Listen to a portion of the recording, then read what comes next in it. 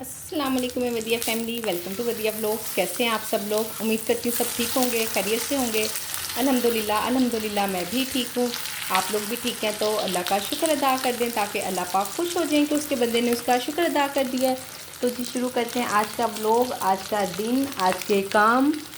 और जी आज का दिन स्टार्ट तो कब से हुआ हुआ है बस आपको पता है कुछ और काम भी इतने ज़्यादा होते हैं ना। और मैं ख़ुद भी नोट कर रही हूँ आजकल ना, मैं वीडियोस को ज़्यादा अच्छे से टाइम नहीं दे रही हूँ। इंशाल्लाह अपनी एक रूटीन बनाती हूँ। ये देखें जी, इतने ढेरों ढेर काम मेरे लिए जमा हुए हुए हैं और आपको पता है नहीं पता कि क्या हो रहा है तो आपको कैसे पता होगा ना आजकल ना टाइम, घर के काम, नमाज, मुझसे कुछ भी मैनेज नहीं हो पा रहा। पता नहीं क्यों, या तो टाइम चेंज हो रहा है ना, मौसम चेंज हुआ है, थोड़ा थोड़ा नमाज़ों का टाइम चेंज हुआ है, इसलिए शायद ऐसा हो रहा है। आप लोग मुझे ज़रूर बताइएगा कि ये क्या वजह ना, इस तरह से क्यों हो रहा है। आप लोगों के साथ भी क्या ऐसा ही है कि हम टाइम को, कामों को मैनेज नहीं कर पा रहे हैं? आप लोगों से मैनेज हो रहे हैं। घर के इतने मेरे काम बिखरे हुए ना, अगर कपड़े धो लेती हूँ तो कपड़े इस्त्री रह जाते हैं, सफाई कर लेती हूँ यानी कि अगर झाड़ू पोछा वगैरह हो जाता है, वाशरूम धुलने वाला रह जाता है, बस कुछ ना कुछ काम ना डेली रह ही जाता है। चलें, मैं भी मानती हूँ कि एक इंसान इतना सब कुछ तो नहीं कर सकता। खैर मैं अकेली तो नहीं होती हूँ, तकरीबन 50-50 काम मेरे साथ नूर करवाती है। मैं काम भी जल्दी स्टार्ट कर लेती हूँ सुबह का ना, सुबह की नमाज के बाद तो खैर नहीं। हाँ, जब बच्चे चले जाते हैं ना सुबह के टाइम, पहले सबसे बच्चियाँ जाती हैं, उस वक्त से ही कुछ ना कुछ करना शुरू कर देती हूँ। कुछ नहीं तो मशीन में लोड लगा देती हूँ, उसका इसका खास काम नहीं होता। कोशिश करती हूँ कुछ 2-4 जितने मेरे से सूट प्रेस हो सकते हैं वो कर लूँ। उस सब के बावजूद भी ना काम नहीं हो रहे हैं, ख़त्म नहीं हो रहे। तो खैर इंशाल्लाह आप लोग दुआ करें मेरे लिए कि मेरे सारे काम जल्दी जल्दी कह रहा आपके निमट जाएं। अभी तो सीज़न के कपड़े वगैरह जब निकालने लगेंगे ना, फिर तो आपको पता है और भी इतना रश हो जाता है घर में, अल्लाह तौबा, फिर पता नहीं क्या बनेगा खैर अभी तो ना थोड़ी सी शाम की चाय मैं पीने लगी हूँ, नमाज ज़ोहर की पड़ी है। मैं कहा चाय पी के आराम सुकून से बैठती हूँ, सोचती हूँ कि किस काम को कितना टाइम देती हूँ। अपनी एक ना कोई रूटीन बनाते हैं, कोई टाइम टेबल बनाते हैं ताकि हमें कामों की समझ आ सके। ग्रुप में जो हमने बहनों की आवाज़ का सिलसिला शुरू किया है, उनके बेनिफिट आप लोगों को बताती हूँ, किसको क्या फ़ायदा है, किसको क्या नुकसान है। मैंने तो जब ग्रुप में बात की थी ना, मैंने उनसे कहा था ज़रूरी नहीं है कि आपने बस फ़ायदे ही बताने, आपने नुकसान भी बताने हैं। तो उन्होंने कुछ कुछ ने नुकसान भी बताए हैं, सुने आप भी। अस्सलाम वालेकुम जी सब। और सुमेरा जी, ये ग्रुप तो समझ ले हमारी ज़िंदगी का द बेस्ट ग्रुप है, जिसमें हमें इतनी अच्छी अच्छी बड़ी आपियाँ भी मिली, हमारी एज की भी मिली और हमसे छोटी भी मिली। और बाकी ये है कि इस ग्रुप का हमें फ़ायदा ही फ़ायदा है। जिस वक्त ज़रूरत पड़ी है हमेशा नरगस आपा, आमना और दूसरी सिस्टर ज़रूर आंसर करती हैं और उसी वक्त करती हैं। और इरम हमें हंसाने में लगी होती है और आमना भी अल्लाह ताला सबको खुशियाँ दे ढेरों सारी। और इस ग्रुप को बनाने की जो नेकियां है ना, सारी जितनी भी नेकियां हैं वो सुमेरा जी आपको ही जाती हैं।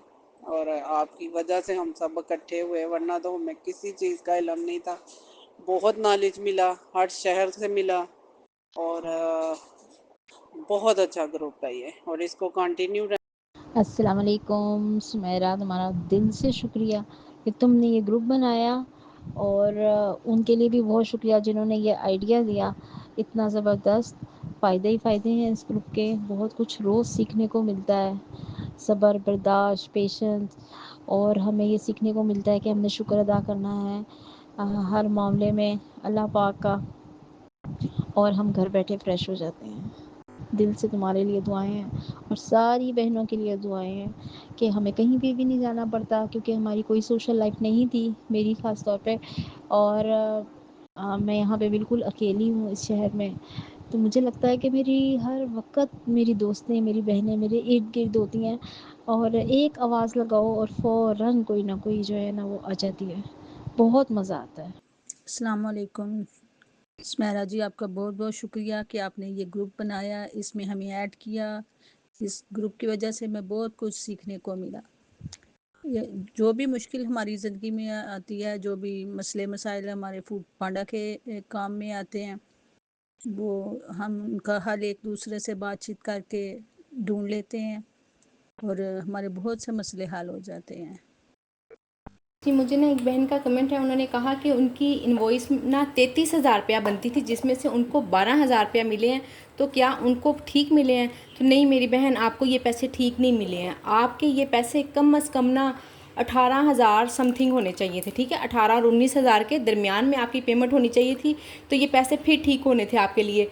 आप ना चेक करें, अपनी प्राइजेस चेक करें। और दूसरी बात ये कि आपने कहा कि आप फैसलाबाद से हैं। सबसे पहले तो मैं आप लोगों को यही कहूँगी कि इर्द गिर्द अपने आसपास रेट चेक किया करें। आपके जो उनसे बाकी के होम शेफ्स और माशाल्लाह से फैसलाबाद की बड़ी सारी बहनें काम कर रही हैं, तो आप प्लीज़ ग्रुप में क्यों शामिल नहीं होती हैं ना? आप ग्रुप में शामिल हों, आप कि जो आपकी इर्द गिर्द की बहनें हैं उनसे मशवरा लें, उनसे डिस्कस करें। देखिए ना, मैंने कई बार कहा, मैं एक ही बार को बार बार कहती हूँ, फिर आप लोगों को भी ना डिस्टर्बन ना हो, इसलिए ज़्यादा एक ही बात को बार बार करना भी नहीं चाहिए। आप बहनों के लिए करना भी पड़ता है। देखिए, मैं यहाँ आपको जो भी बात कहती हूँ ना, जो भी मशवरा देती हूँ, मेरा एक अकेला माइंड होता है। ग्रुप में मैंने आप लोगों को बताया कि 150, 160, 170 बहनें हैं, 170 माइंड हैं जो आपको रिप्लाई करेंगे, आपको मशवरा देंगे, आपको बताएंगे ठीक है सब कुछ, नहीं ठीक, कैसा चल रहा है कैसा नहीं। तो प्लीज़ आप लोग ग्रुप में शामिल हों। क्यों घबराते हैं ग्रुप में शामिल होने से? मेरा ग्रुप नहीं है ये, ग्रुप आप लोगों का ग्रुप है। मैं जस्ट इसकी एडमिन हूँ, आप लोगों को ऐड कर रही हूँ। ज़ाहिर है, एक होता है ना, एक सोर्स होता है। आप अब घर बैठी हुई हैं, आपके पास ऐसा कोई सोर्स नहीं है, आप ग्रुप नहीं बना सकती, आप लोगों को जमा नहीं कर सकती। अल्लाह ने मेरे पास एक हुनर दे दिया मुझे, और मेरे से अल्लाह पाक जो नेकी है, जो काम करवाते हैं। देखें, आप लोग को मैं इसीलिए ही ना, मैं आप बहनों को, दूसरी बहनों की आवाज़ भी सुना रही हूँ। आपको पता है, मुझे ना आज एक बहन ने कहा कि आप ही, उन्होंने मुझे फेसबुक में असल में मैसेज किया था, तो वहाँ तक ना ज़रा मैं कम ही जाती हूँ। इंस्टाग्राम और कमेंट्स की तरफ ना, और व्हाट्सएप की तरफ ज़रा इन चीज़ों में ज़्यादा ध्यान होता है। तो आज मैंने जब फेसबुक चेक किया तो उसमें मुझे मैसेजेस आए हुए थे, उन्होंने अपना नंबर सेंड किया हुआ था। फिर मैंने उसको सेव करके तो व्हाट्सएप पे उनको मैसेज किया। मैं कहा जी हाँ जी, वदिया खाबे इज़ हेयर। फिर उनका मैसेज आया, फ़ौरन ही कहने लगी, वाह आपी, मैं तो नहीं समझ रही थी कि आप मुझे रिप्लाई करेंगी, और मैं तो ये समझ रही थी कि झूठ है, कोई ग्रुप श्रुप नहीं है, कोई नहीं, किसी से कोई चीज़ को कुछ फ़ायदा नहीं हो रहा। तो अब माशाल्लाह से वो बहन भी ग्रुप में ऐड है, जबकि अभी तक उन्होंने बिल्कुल काम कुछ नहीं स्टार्ट किया, पर उनकी नीयत है। तो इंशाल्लाह अल्लाह, जब नीयत होती है ना, वो कहते हैं ना, अमलों का दारोमदार नीयतों पर होता है। जब हमारी नीयत होती है ना, तो अल्लाह पाक इंशाल्लाह काम में आसानियाँ करते हैं।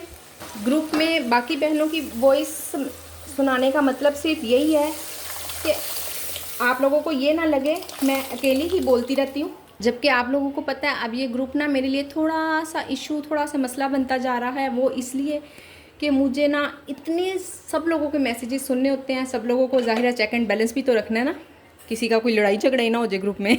मजाक कर रही हूँ, ऐसा कुछ नहीं होने वाला। आप लोगों के मैसेजेस अगर मैं 2-3 घंटे ना देखूँ, बाहर चली जाऊँ बाज़ार वगैरह ग्रोसरी के लिए, या वैसे आपको पता है कि ख़ुद के भी इतने हज़ारों काम होते हैं, आखिर बाज़ार के करने पड़ते हैं। तो अब तो वैसे भी आजकल शादी भी है, तो आपको पता है डेली ही बाज़ार जाना हो जाता है किसी ना किसी काम से। और अगर कहो ना कि चले जी हम एक दिन चले जाते हैं और सारे काम कराएंगे, तो वो वाले 2 दिन ना मैं अम्मी की तरफ गुजार आई हूँ। पर अभी भी छोटे छोटे इतने काम होते हैं, किसी की पिको नहीं है, किसी की लेस नहीं है, किसी की शमीज़ नहीं है। बस इसी तरह से खैर गुजर है, आप लोग अच्छे से समझ सकती होंगी। तो कहना ये चाह रही हूँ कि अगर मैं 2-3 घंटे ना देखूँ तो इतने ज़्यादा मैसेजेस इकट्ठे हो जाते हैं, 200-250, जो मेरे लिए सुनना वाकई में एक मुझे मुसीबत लगता है। और मैं सुनती हूँ, और अक्सर सुनते सुनते नींद आ जाती है बैठे बैठे। लो जी। फिर देखती हूँ कि कहाँ से सुनने थे, फिर जिनको रिप्लाई करना होता है रिप्लाई भी करती हूँ। तो इसलिए मैं ये भी कहना चाह रही हूँ कि मेरे लिए भी थोड़ा सा मुश्किल हो रहा है। आप लोग समझे, मेरे बहुत सारी बहनों ने ना ग्रुप में इतराज़ किया है कि आप तो गायब होती हैं, आप भी रिप्लाई किया करें ना। मैं कहा हाँ ठीक है, इंशाल्लाह आप लोगों को ये भी शिकायत नहीं होगी नेक्स्ट टाइम। अब कोशिश कर रही हूँ चंद दिन से ना कि अच्छे तरह से ग्रुप में भी मैं भी ज़रा ज़्यादा से ज़्यादा इंटरफेयर करूँ और आप लोगों के सब मैसेजेस का रिप्लाई कर सकूँ। काफ़ी दिन से ना बहुत सारी बहनें कह रही थी कि मेन्यू शो नहीं हो रहा, जबकि मेरे साथ ना ऐसा कोई इशू नहीं हुआ था। अब आज से ना मेरा मेन्यू भी शो नहीं हो रहा, क्योंकि मुझे भी वैसे ज़ाहिर है मैं रोज़ चेक कर रही थी, आज मैंने चेक भी नहीं किया। मैंने कहा नहीं ठीक है, यहाँ कोई ऐसा ग्लिच नहीं आया ना, कोई इशू नहीं हुआ। बहुत सारी बहनों के साथ हुआ पर मेरे साथ नहीं हुआ। तो आज ना मुझे कस्टमर ने फ़ोन किया कि आप अपना मेन्यू शेयर कर देंगी, आपका तो किचन ऑफ है, क्या आप अवेलेबल हैं? तो फिर मैंने उनको कहा जी हाँ जी मैं तो रेडी बैठी हुई हूँ, और सोच रही हूँ कि आज सुबह से कोई ऑर्डर नहीं आया, तो ये अब एक ऑर्डर आया है। अल्हम्दुलिल्लाह, चलें प्राइवेट ऑर्डर आ गया, अल्लाह का शुक्र है। बहरहाल जो ग्लिच आया हुआ है इंशाल्लाह दुआ करें सब लोग मिलके अच्छा क्लियर कर दें, सब कुछ अच्छा काम हो जाए। और इसके बाद जो हमारा इतना काम स्टॉप हुआ है ना, तो फिर उससे ये है कि हमें इनाम मिलना चाहिए हमारा। जैसे ही एकदम से ग्लिच ख़त्म होना, ढेरों ढेर काम चलना चाहिए। ऑर्डर कोई ख़ास बड़ा तो नहीं है, आलू के पराठे हैं, प्लेन पराठे हैं। बहरहाल खैर अल्हम्दुलिल्लाह, बड़ा है या छोटा है ऑर्डर तो है ना। जैसे कि मैंने अपनी पिछली भी 1-2 वीडियो में बताया आप लोगों को, ये छोटे छोटे ऑर्डर भी जब वीक के एंड पे हम अमाउंट देखते हैं ना, माशाल्लाह से अच्छी खासी एक अमाउंट बनी होती है। तो अल्हम्दुलिल्लाह छोटे ऑर्डर को आप ये ना समझा करें छोटा छोटा ऑर्डर है छोटे ऑर्डर के बना, जाहिर है सारे बहनें दिल से ही बनाती होंगी, कौन सा कोई छोटा ऑर्डर रहेगा। बहरहाल ये हो जाता है ना, डिलीवरी फ्री लगने की वजह से बार बार ऑर्डर आते हैं। एक ही कस्टमर का 2-3 बार ऑर्डर आ जाता है। किसी ने एक मरतबा पराठा मंगा लेती हैं, सुबह में, दोपहर में वो मंगा लेती हैं जी रोटियाँ मंगा लेती हैं, शाम में राइस मंगा लेती हैं। तो ये हम लोगों को थोड़ा सा नुकसान तो खैर हुआ है, पर हाल क्या कर सकते हैं, काम तो करना ही है ना। इंशाल्लाह किसी ना किसी तरह से मैनेज करेंगे, यूज़ टू हो जाएंगे हम भी और कस्टमर भी, इंशाल्लाह सब कुछ बेहतर लगने लग जाएगा। मुझसे एक बहन पूछ रही थी कि आप 1 किलो चावलों में ना कितनी सर्विंग निकाल लेती हैं। तो 1 किलो चावल अगर बॉयल है ना तो 4 सर्विंग निकलती हैं, ठीक हो गया है। और दूसरा इसके अलावा अगर मटर पुलाव, अब ज़ाहिर है सीज़न आ रहा है, मटर पुलाव ऑन है, तो मैंने मटर पुलाव भी ऑन कर देना इंशाल्लाह। कल मैंने पूछे थे मटर 600 रुपये किलो थे, तो मुझे तो बहुत ही एक्सपेंसिव लगे। मैंने कहा अच्छा सब्र कर, जो भी देखते हैं लेने हैं या नहीं लेने हैं क्योंकि मैंने प्राइस भी सेट नहीं की हुई थी और मैं बहुत ज़्यादा मटर वगैरह इस तरह से, ज़ाहिर है मुझसे काम नहीं होता है, मैं नहीं निकाल पाती हूँ जी, साफ सी बात है। तो साथ के साथ ही थोड़े थोड़े ले लेती होती हूँ, ज़्यादा नहीं। लास्ट टाइम तो अल्हम्दुलिल्लाह से गाँव से बनकर आ गए थे बहुत ढेरों ढेर मटर माशाल्लाह से। तो इस दफ़ा भी उनकी हेल्प लेंगे इंशाल्लाह, क्यों नहीं और बाकी ये है कि फिर अगर 600 रुपये किलो मटर है तो फिर आपको पता है कि प्राइस भी उतने ही हमें रखने पड़ते हैं। और आधा किलो मटर, अगर हम आधा किलो चावल पकाते हैं ना, तो जो 1 किलो मटर है ना वो पूरे ही डल जाते हैं जितने भी निकलते हैं तकरीबन। तो फिर उस हिसाब से प्राइस बहुत एक्सपेंसिव हो जाएंगे। देखती हूँ कि क्या करना है, अभी मैंने सोचा नहीं इसलिए मैंने लिए भी नहीं। इंशाल्लाह नेक्स्ट टाइम देखते हैं। और दूसरी बात, आपकी बात बीच में रह गई है कि कितनी सर्विंग, वही मैंने बता दिया कि जो उनसे मटर पुलाव वगैरह है उनकी तकरीबन 5 सर्विंग निकल आती हैं। और जो प्लेन राइस होते हैं, ज़ाहिर है उसमें कुछ और नहीं ना डला होता, ना चने ना कुछ और उनकी 4